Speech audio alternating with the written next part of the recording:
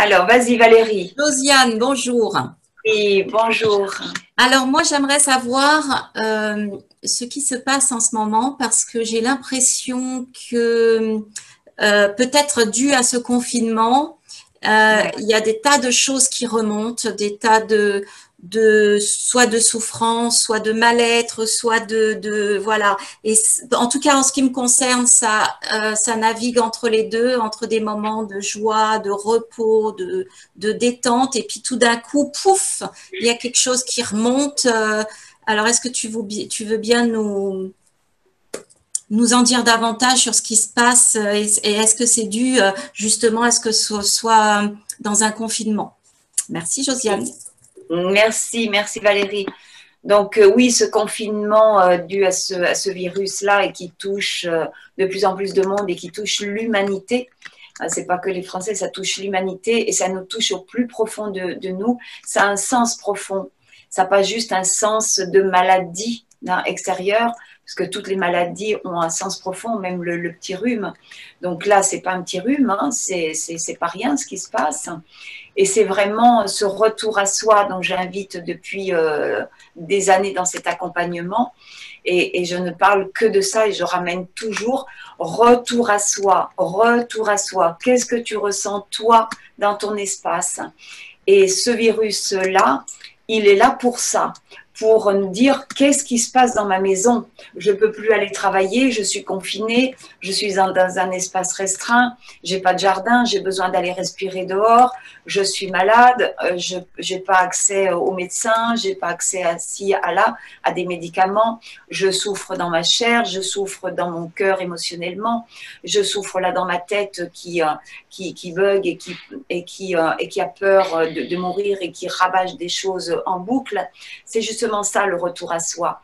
Et on ne peut faire que ce retour à soi dans un état de méditatif, d'introspection, que toutes les personnes qui sont dans un cheminement, on va dire, d'introspection spirituelle depuis des années font. D'accord. Et là, aujourd'hui, c'est comme si la vie, elle disait, c'est même pas comme si, la vie, elle dit, maintenant, tout le monde en méditation. Tout le monde va revenir à soi et voir qu'est-ce qui se passe vraiment dans notre maison et intérieure à tous les niveaux. À tous les niveaux. C'est-à-dire, qu'est-ce qui bug? Si on est dans le passé ou dans le futur, on n'est pas dans le présent. Or, l'unité, ce n'est que du présent. C'est de l'instant. Et dans l'instant, qu'est-ce qui se passe? Est-ce que je suis en paix ou plus en paix? Et c'est ça, observer. J'ai beaucoup parlé de la baguette magique, certains le connaissent, puisqu'ils me connaissent et m'entendent parler de cette baguette magique. Et c'est vraiment ça. Aujourd'hui, ce virus, ce qui se passe pour tout le monde, quels que soient les espaces de conscience, les espaces de religion, les espaces de croyance, les espaces de social, qu'on soit pauvre, qu'on soit riche, qu'on soit en haut de l'État ou qu'on soit à la rue, c'est la même chose. La question, la vie, elle pose la même question à tout le monde. Qu'est-ce qui se passe dans ton intérieur? Dans ta tête, est-ce que ta tête, elle est en paix? Non. Oui ou non? Est-ce que dans ton cœur, c'est en paix? Oui ou non? Est-ce que dans ton corps, c'est en paix? Oui ou non? Voilà. Alors, ma question, est-ce que je peux intervenir quand Oui, justement, à un moment donné, parce que la plupart du temps, en tout cas en ce qui me concerne, ça va, puis tout d'un coup, il y a un pic. Que dois-je faire avec ce pic? Quand c'est pas en paix ou quand c'est en souffrance ou quand c'est en train de bugger, qu'est-ce que je peux faire? Alors, tout de suite, eh bien, c'est justement ça, dans le présent. Et aujourd'hui, comme on est confiné, eh ben, on ne peut pas dire j'ai plein de choses à faire. C'est vraiment là. Eh ben, quand ça bug, que par exemple il y a une tristesse qui arrive, eh ben, c'est là d'observer sa tristesse tout de suite, de la reconnaître. Elle est là, elle existe puisque je la vis. Donc on ne peut pas faire autrement que de la reconnaître. Et c'est ce que j'appelle la première marche de cette baguette magique, voir, observer, reconnaître que c'est là dans son espace. Ensuite, la deuxième marche, la deuxième partie de la baguette magique, c'est une fois que c'est reconnu, qu'est-ce que j'en fais? Eh bien, je le dépose dans mon cœur et je dis, faites ce mouvement-là. C'est le premier geste d'amour qu'on peut se faire quand on a envie d'embrasser ou même soi ou son enfant ou quelqu'un qui nous est cher. Eh bien, on fait ça. On l'embrasse, on le met dans ses bras, c'est-à-dire on le met sur son cœur. C'est vraiment le premier espace d'amour que l'on se donne. D'accord? Et quand j'entends des personnes qui me disent oui, c'est parce que je m'aime pas, donc je vais chercher pourquoi, ben, l'espace d'amour, on ne fait pas ça, on ne fait pas dans la tête, on fait là. D'accord? C'est bien que ça veut dire que c'est là que ça se passe, que l'essentiel se passe là. Et que le premier geste d'amour, il se fait là dans le cœur. Donc, ce qu'on peut observer, voir de sa souffrance, qu'elle soit mentale, émotionnelle ou physique, eh bien, deuxième marche, on l'amène là dans son cœur. Et ça, c'est vraiment, ben, en faisant ça, on ouvre. Et c'est ça, la deuxième marche, on ouvre et on fait de son mieux pour ouvrir, parce que c'est sûr, quand on souffre, on fait plutôt ça. Et bien là, cette deuxième marche, elle nous dit, la vie, fais de ton mieux, mais essaye d'ouvrir. Fais de ton mieux, mais essaye d'ouvrir. Et ne serre pas, parce que plus tu vas serrer, plus ça va être difficile de libérer ce qui a besoin de se vomir, besoin de se libérer. D'accord? Et donc, c'est important d'ouvrir, de faire de son mieux et de le dire. C'est difficile, mais je fais de mon mieux pour ouvrir. Et juste en posant cette pensée, cette parole-là, extérieure ou intérieure, et c'est mieux de le poser même extérieur, pour que l'univers entende, parce que c'est un espace de conscience, eh bien, la source d'amour et de lumière infinie va pouvoir œuvrer dans cet espace où on essaye d'ouvrir, tout simplement. Et ça, c'est important. Donc, c'est ouvrir, et ouvrir, c'est accueillir vraiment ce qu'on a déposé, reconnu dans son espace de cœur. Comme je dis aussi, c'est la boîte aux lettres, notre boîte aux lettres. D'accord? Et ça, c'est cette deuxième marche qui est importante pour enclencher la troisième marche, qui est, elles sont toutes importantes, elles ont toutes leur sens profond et leur cheminement. Et cette troisième marche, s'agenouiller intérieurement, extérieurement, devant cet espace infini d'amour et de lumière, et qui est là. Parce que sans ça, sans cette troisième marche, eh bien, la personnalité va reprendre les rênes et dire « Ok, j'ai vu, j'ai reconnu, je l'ai déposé dans mon cœur, j'ai fait de mon mieux, mais maintenant je vais trouver une solution. » Et celui qui dit je vais trouver une solution, c'est encore la personnalité, même si elle a de la conscience, ça peut aller très loin là-dedans. C'est-à-dire qu'il n'y a pas de reliance à ce que nous sommes profondément, dans ce petit mot-là que j'ai tiré pour ce web d'aujourd'hui. Donc c'est vraiment, je me relie à cet espace plus grand. Et cet espace plus grand, il est aussi bien à l'extérieur, mais qu'à l'intérieur. C'est pour ça, dans l'unité, et au bout de 9 ans, pour moi, ça s'intègre, et ça continue encore à s'intégrer. Et je peux expliquer, c'est un apprentissage de cette intégration de la foi intérieure, de la confiance intérieure, avec un grand C, qui n'a rien à voir avec la confiance de la personnalité. La personnalité n'arrivera jamais à avoir confiance quelque part. D'accord? Ça, c'est j'ai confiance en moi et j'y vais. La vraie confiance, elle est reliée à la foi, à l'espace du cœur et à cette reliance de ce que nous sommes profondément. Il n'y a pas de confiance sans foi, sans reliance à cet espace infini de ce que nous sommes. Et ça, s'il n'y a pas, on rate une marche, il y a quelque chose qui ne fonctionne, qui fonctionne. Ça va fonctionner, mais ça va fonctionner un peu comme ça. Voilà. Et pour faire fonctionner ce mouvement de vie, parce qu'en fait c'est le mouvement de vie, il y a besoin qu'on conscientise ces 3 marches-là pleinement. Et aujourd'hui, même pour moi, ces 3 marches-là, elles sont toujours là. Elles se conscientisent de plus en plus, elles s'intègrent de plus en plus, et elles donnent les pouvoirs de la vie, les pouvoirs de... Pour moi, c'est le son vibratoire. Chacun va avoir ses outils, chacun va avoir sa place là-dedans pour construire sa terre de paix. Et c'est comme ça que la terre de paix, le paradis terrestre, existera. C'est ça le projet dans le plan divin quand même. Et aujourd'hui, on est à l'accouchement. L'humanité est en train d'accoucher.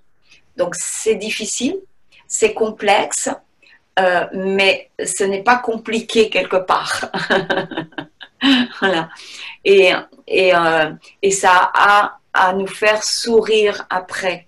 Et un sourire, c'est le sourire du cœur profond, de notre cœur de compassion, qui va dédramatiser même dans un espace comme ça.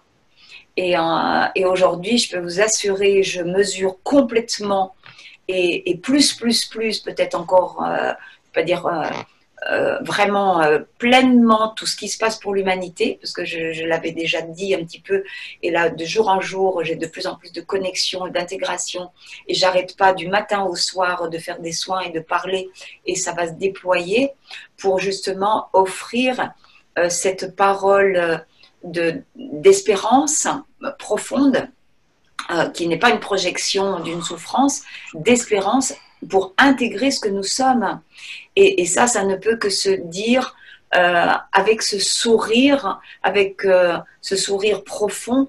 Et tous les êtres de lumière sont dans ce sourire-là, c'est-à-dire qui nous attendent sans attendre que nous naissions profondément ce que nous sommes, que nous l'intégrions là, sur Terre, avec nos frères et nos sœurs, humains, animaux, végétales, minéraux, sur cette terre pour construire cette terre de paix.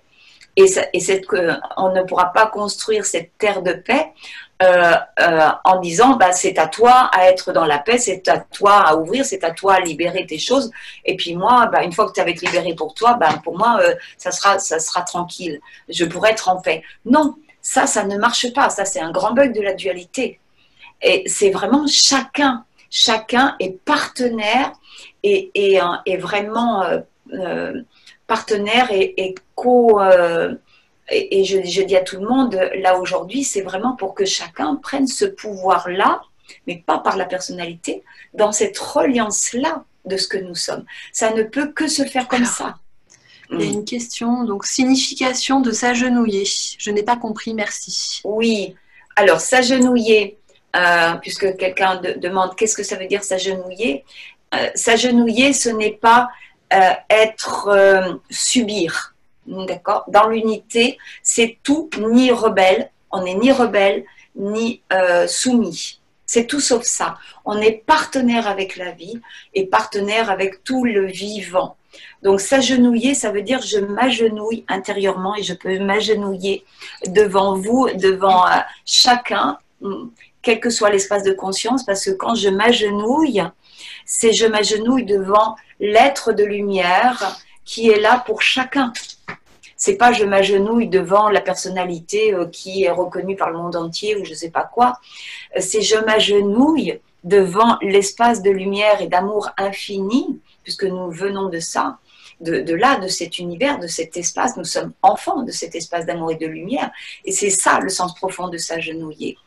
Et ça, tu peux t'agenouiller même devant le criminel, excusez-moi, je vais y aller peut-être un peu fort, je peux m'agenouiller, mais je ne m'agenouille pas devant ces actes de souffrance qui s'expriment envers lui-même et envers les autres, mais je m'agenouille devant cet espace d'amour et de lumière pour que lui aussi, il entende à un moment donné qu'il est ça aussi et qu'il fasse son cheminement de conscience, sa naissance, son intégration et qu'il puisse transmettre ce message. C'est ça l'objectif, c'est ça. Et tant qu'on n'arrive pas à se genouiller devant cet espace d'amour et de lumière devant chacun, quel que soit son espace de conscience, c'est que quelque part, il y a une résonance en nous de souffrance qui fait qu'on ne peut pas voir derrière la souffrance, quelle qu'elle soit, l'espace de lumière et d'amour de l'autre. Et c'est vraiment ça aujourd'hui. Et plus on intègre cette unité, plus on peut s'agenouiller. Et plus je peux m'agenouiller devant la souffrance, et même qui peut être contre moi. Et de remercier, parce que quelque part, ça dit quelque chose. Et s'agenouiller devant cet espace que l'on peut voir, reconnaître, ressentir de l'autre, eh bien, ça fait miroir aussi dans la reconnaissance de ce que je peux vivre aussi. Ce ne sont que des miroirs. Ce sont que des miroirs. Et ça veut dire qu'au-delà de ce miroir, il y a le grand miroir de l'univers. Ça veut dire qu'on est en alignement à chaque fois dans cet espace d'amour et de lumière et devant laquelle on s'agenouille. Mais ce n'est pas du tout, comme je dis, une soumission. On n'a pas à être soumis ni aux aides d'amour et de lumière, ni même devant Dieu, notre Créateur, ni devant qui que ce soit, ni être belle devant qui que ce soit. Il n'y a pas cet espace-là dans l'unité.